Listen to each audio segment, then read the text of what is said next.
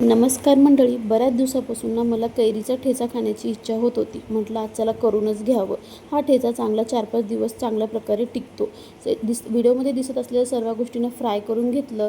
Fry होईपर्यंत गवारीच्या शेंगांना स्वच्छ धुवून घेतलं. जसं पण फ्राय झालं त्या सगळ्या गोष्टींमध्ये ना मिक्सरच्या भांड्यात काढून घेतल्या आणि बारीक चिरलेला कांदा, कोथिंबीर, चाट मसाला, मीठ आणि सरसोचं ऑइल सगळ्या गोष्टी मिक्स करून बाजूला ठेवून दिलं आणि लगेच भाजी फोडणी करायला घेतले.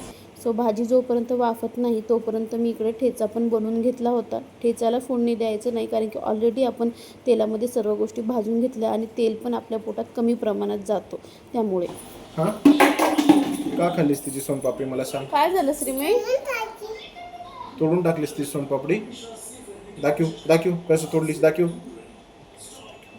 कसं तोडलीस ती सोनपापडी, दाखव. चल, का तोडलीस ती सोनपापडी? कुठे आहे त्रिशीच तर खाल्ले. इतकं काय आहे?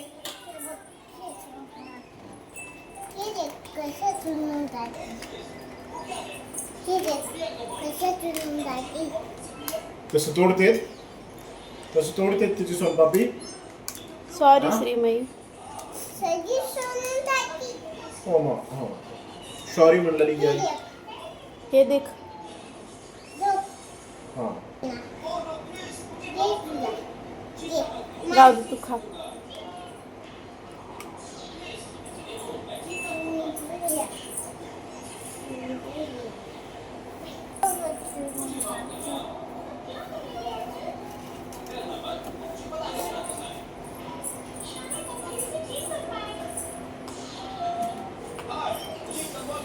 श्रीमयी मात्र तिच्या बाबांना ऑफिससाठी तयार होताना सर्व प्रकारची हेल्प करते.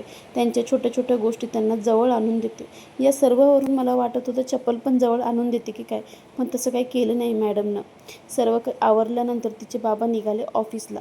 मी रोज विचार करते ही आज कदाचित गेटपर्यंत सोडल, पण नाही, रोज ती तिच्या बाबांना मेन रोडपर्यंत गाडीपर्यंत सोडून येते. रोज यांचं चालूच असतं काही ना काही नवीन. म्हटलं ठीक आहे, चला काही हरकत नाही, आपण पण जावं, तोपर्यंत आपलं शूट पण होऊन जाईल. इथं मात्र श्रीमयीचं काहीतरी नवीनच चालू झालं होतं आज, कारण की रोज त्यांनी फ्रंट सीटवर बसतात कारमध्ये, पण श्रीमयी मात्र आज जिद्दच पकडली होती की नाही, तुम्ही आज बॅक सीटवरच बसायचं. तरी तिचे बाबा ऐकले नाही, समोर बसले, पण श्रीमयी पुढं त्यांचं काही चाललंच नाही. त्यांना शेवटी बॅक सीटलाच बसावं लागलं. इथं श्रीमयीचं टाटा बाय बाय सुरू झालं. म्हणजे ती शेवटपर्यंत बाबांना, म्हणजे बाबा नजरेच्या आडवं होईपर्यंत ती तिच्या बाबांना पाहत असते.